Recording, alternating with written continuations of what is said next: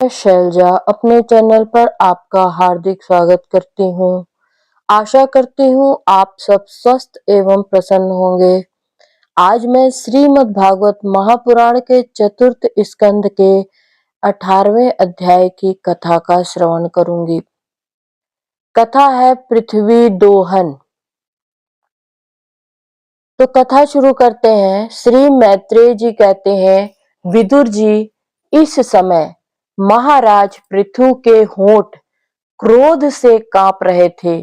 उनकी इस प्रकार स्तुति कर पृथ्वी ने अपने हृदय को विचार पूर्वक समाहित किया और डरते डरते उनसे कहा, प्रभु, आप अपना क्रोध शांत कीजिए और मैं जो प्रार्थना करती हूँ उसे ध्यान देकर सुनिए।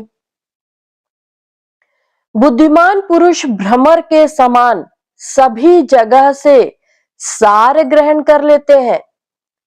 तत्वदर्शी मुनियों ने इस लोक और परलोक में मनुष्यों का कल्याण करने के लिए कृषि, अग्निहोत्र आदि बहुत से उपाय निकाले और काम में लिए हैं।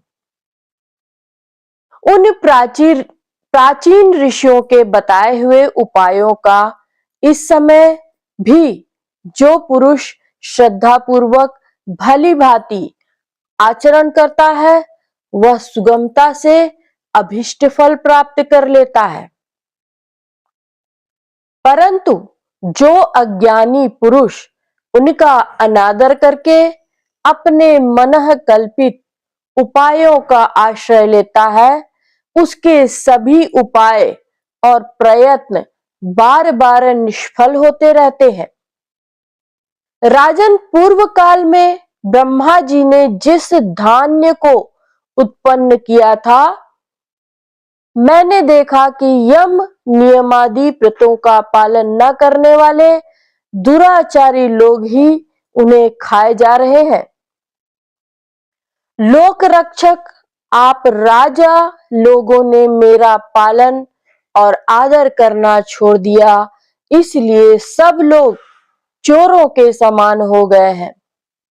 इसी से यज्ञ के लिए औषधियों को मैंने अपने में छिपा लिया। अब अधिक समय हो जाने से अवश्य ही वे धान्य मेरे उदर में जीर्ण हो गए हैं। आप उन्हें पूर्वाचार्यों के बताए हुए उपायों से निकाल लीजिए। लोकपालक वीर, यदि आपको समस्त प्राणियों के अभिष्ट एवं बल की वृद्धि करने वाले अन्न की आवश्यकता है, तो आप मेरे योग्य बछड़ा, दोहन पात्र और दूहने वाले की व्यवस्था कर दीजिए। मैं उस बछड़े के स्नेह से पिन्हाकर दूध के रूप में आपको सभी अभिष्ट वस्तुएं दे दूंगी। राजन, एक बात और है, आपको मुझे समतल करना होगा, जिससे कि वर्षा ऋतु बीत जाने पर भी मेरे ऊपर इंद्र का बरसाया हुआ जल सर्वत्र बना रहे, मेरे भीतर की आर्द्रता सूखने ना पाए। यह आपके लिए बहुत मंगलकारक होगा। पृथ्वी के कहे हुए ये प्रिय और हितकारी वचन स्वीकार कर महाराज पृथु ने स्वयंभू मनु को बछड़ा बना अपने ही हाथ में समस्त धान्यों को दूह लिया।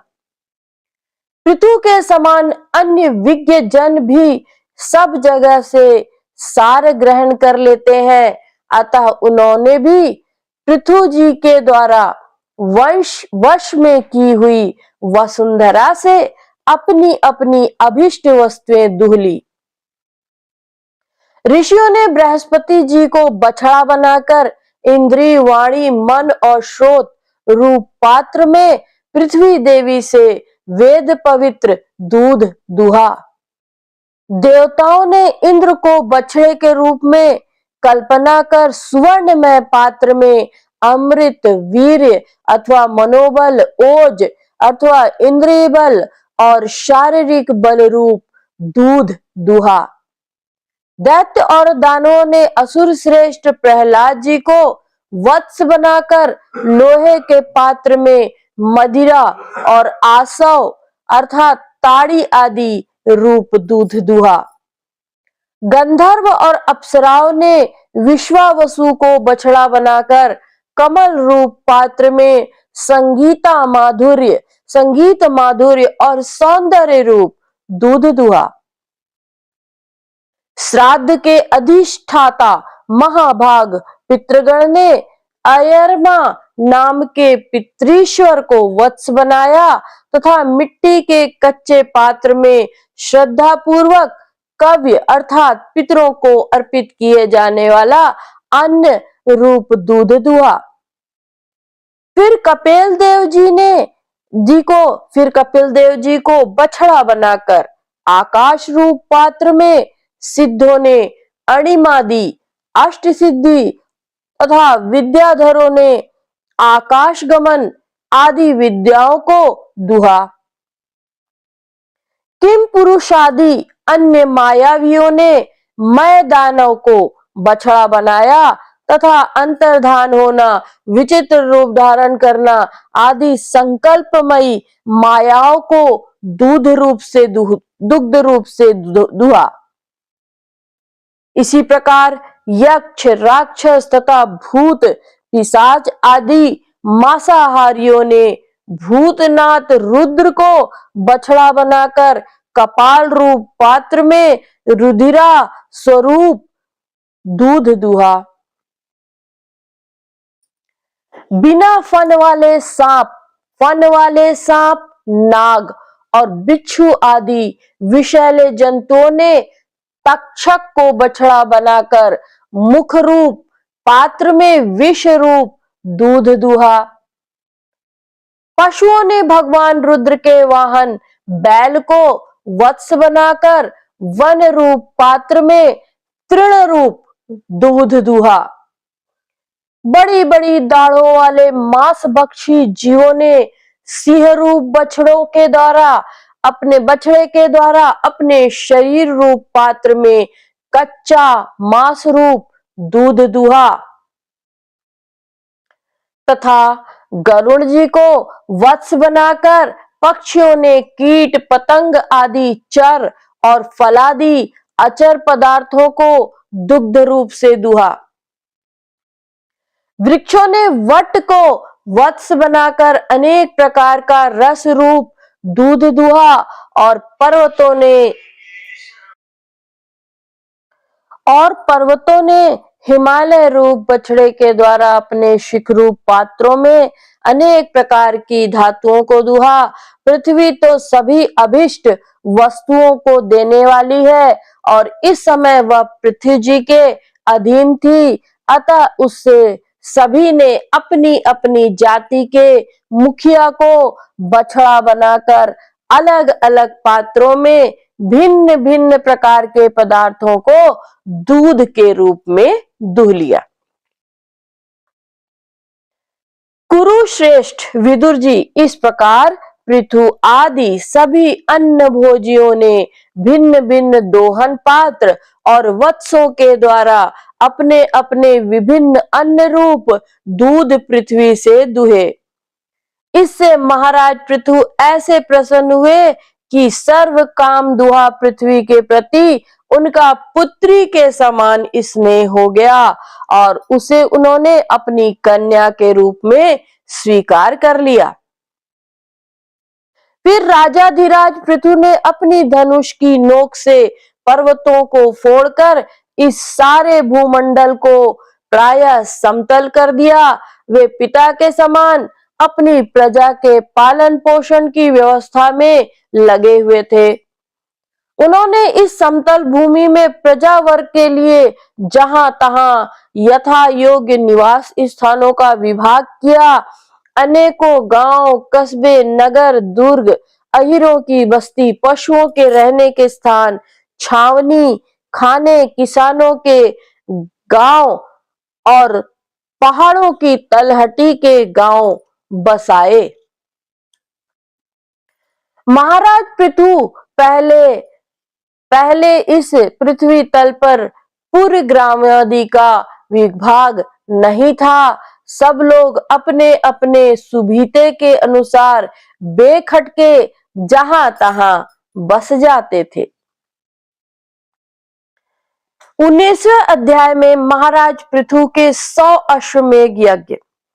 श्री मैत्रेय जी कहते हैं, विदुर जी, महाराज मनु के ब्रह्मावर्त क्षेत्र में जहां सरस्वती नदी पूर्व मुखी होकर बहती है, राजा पृथु ने 100 अश्वमेध यज्ञों की दीक्षा ली।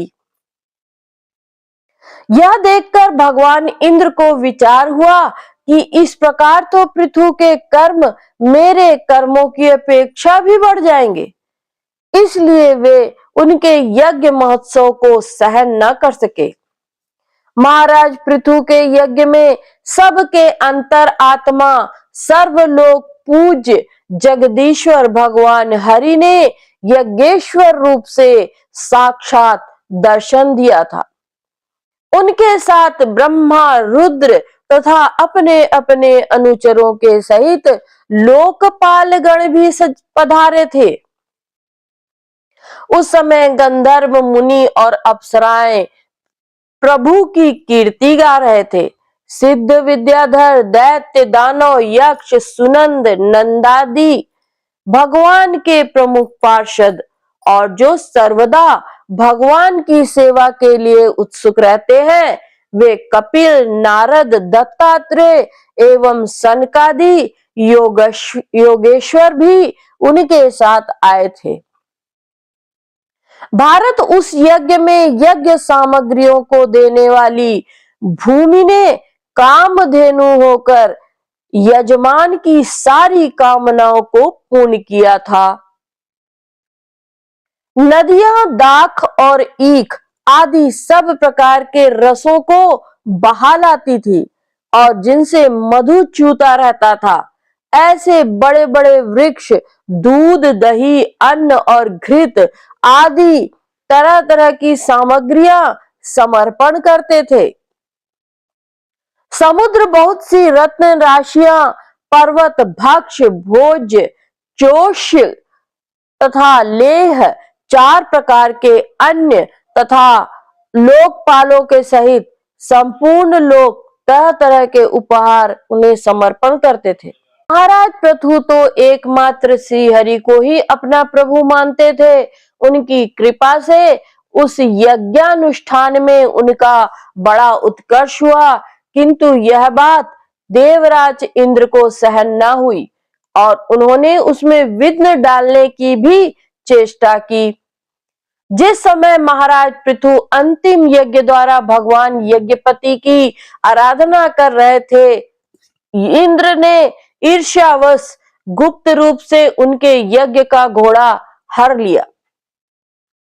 इंद्र ने अपनी रक्षा के लिए कवच रूप से पाखंड वेश धारण किया था, जो अधर्म में धर्म का भ्रम उत्पन्न करने वाला है, जिसका आश्रय लेकर पापी पुरुष भी धर्मात्मा सा जान पड़ता है। इस वेश में वे घोड़े को लिए बड़ी शीघ्रता से आकाश मार्ग से जा रहे थे कि उन पर भगवान अत्रि की दृष्टि पड़ गई। उनके कहने से महाराज पृथु का महारथी पुत्र इंद्र को मारने के लिए उनके पीछे दौड़ा और बड़े क्रोध से बोला, अरे खड़ा रह, खड़ा रह। इंद्र सिर पर जटाजूट और शरीर में भस्म धारण किए हुए थे। उनका ऐसा वेश देखकर पृथु कुमार ने उन्हें मूर्तिमान धर्म समझा, इसलिए उन पर बाण नहीं छोड़ा। जब वह इंद्र पर वार किए बिना ही लौट आया, तब महर्षि अत्रि ने पुनः उसे इंद्र को मारने के लिए आज्ञा दी। वत्स, इस देवता धर्म में इंद्र ने तुम्हारे यज्ञ में विघ्न डाला है, तुम इसे मार डालो। अत्रि मुनि के इस प्रकार उत्साहित करने पर पृथु कुमार क्रोध से भर गया। इंद्र बड़ी तेजी से आकाश में जा रहे थे। उनके पीछे वह इस प्रकार दौड़ा जैसे रावण के पीछे जटायु। स्वर्गपति इंद्र उसे पीछे आते देख उस वेश और घोड़े को छोड़कर वहीं अंतर्धान हो गए और वीर अपना यज्ञ पशु लेकर पिता की यज्ञशाला में लौट आया। मैत्री जी कहते हैं, शक्तिशाली विदुर जी उसके इस अद्भुत पराक्रम को देखकर महर्षियों ने उसका नाम विजिताश्व रखा। यज्ञ पशु को चशाल और यूप में बांध दिया गया। शक्तिशाली इंद्र ने घोर अंधकार फैला दिया और उसी में छिपकर वे फिर उस घोड़े को उसकी सोने की जंजीर समेत ले गए। अत्रि मुनि ने फिर उन्हें आकाश में तेजी से जाते दिखा दिया, किंतु उनके पास कपाल और खड़वांग देखकर पृथुपुत्र ने उनके मार्ग में कोई बाधा न डाली। तब अत्रि ने राजकुमार को फिर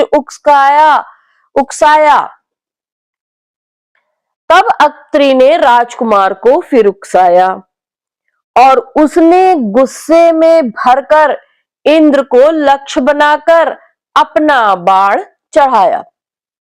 यह देखते ही देवराज उस वेश और घोड़े को छोड़कर फिर वहीं अंतर्धान हो गए। वीर विजिताश्व अपना घोड़ा लेकर पिता की यज्ञशाला में लौट आया।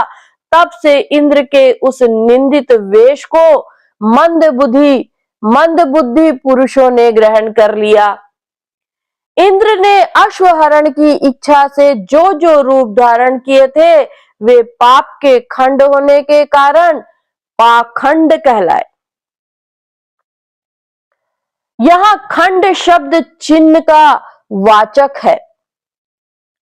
इस प्रकार पृथु के यज्ञ का विध्वंस करने के लिए यज्ञ पशु को चुराते समय इंद्र ने जिन्हें कई बार ग्रहण करके त्यागा था, उन नग्न रक्तांबर तथा कापालिक आदि पाखंडपूर्ण आचारों में मनुष्य की बुद्धि प्रायः मोहित हो जाती है, क्योंकि ये नास्तिक मत देखने में सुंदर हैं और बड़ी बड़ी युक्तियों से अपने पक्ष का समर्थन करते हैं। वास्तव में ये उपधर्म मात्र हैं। लोग भ्रमवश धर्म मानकर उनमें आसक्त हो जाते हैं। इंद्र की इस कुचालक का पता लगने पर परम पराक्रमी महाराज पृथु को बड़ा क्रोध हुआ।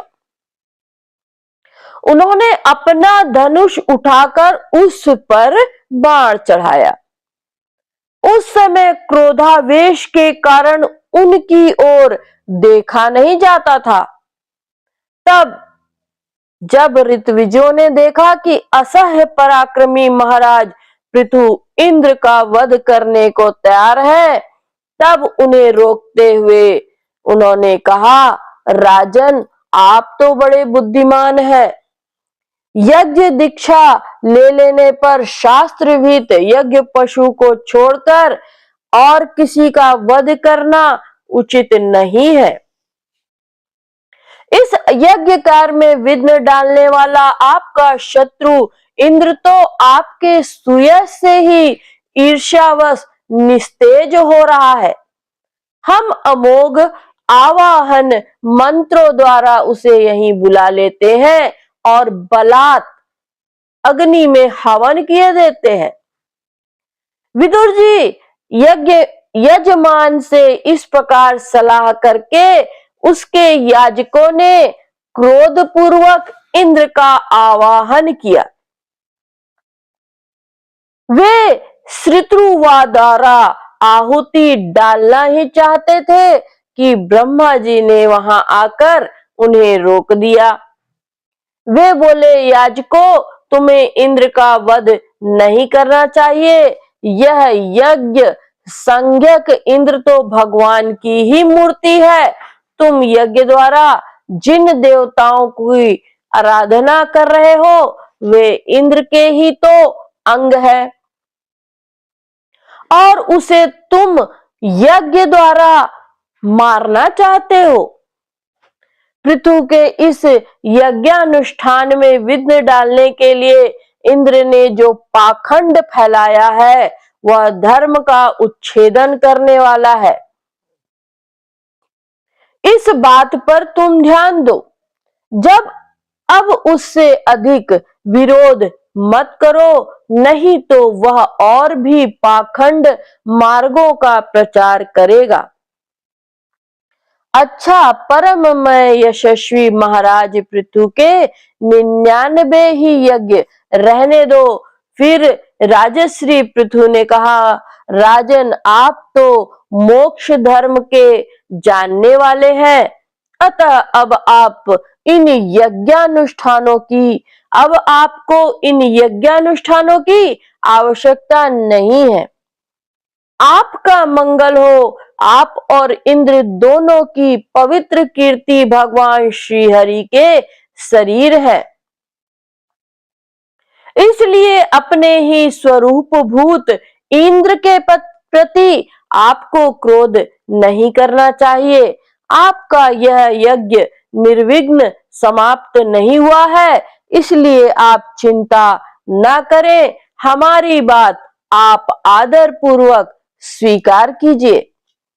देखिए, जो मनुष्य विधाता के बिगाड़े हुए काम को बनाने का विचार करता है उसका मन अत्यंत क्रोध में भरकर भयंकर मोह में फंस जाता है। बस इस यज्ञ को बंद कीजिए।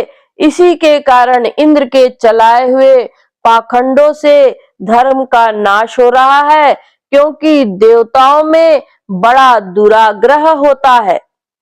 जरा देखिए तो, जो इंद्र घोड़े को चुराकर आपके यज्ञ में विघ्न डाल रहा था, उसी के रचे हुए इन मनोहर पाखंडों की ओर सारी जनता खिंचती चली जा रही है।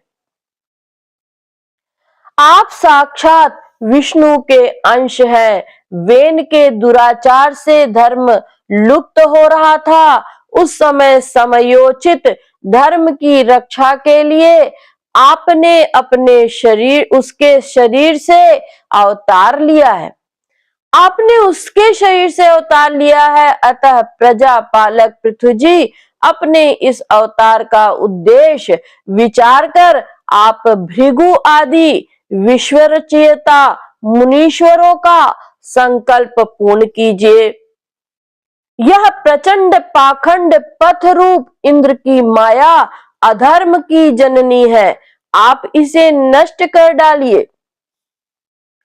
श्री मैत्रेय जी विदुर जी से कहते हैं, लोक गुरु भगवान ब्रह्मा जी के इस प्रकार समझाने पर प्रबल पराक्रमी महाराज पृथु ने यज्ञ का आग्रह छोड़ दिया और इंद्र के साथ प्रीति पूर्वक संधि भी कर ली।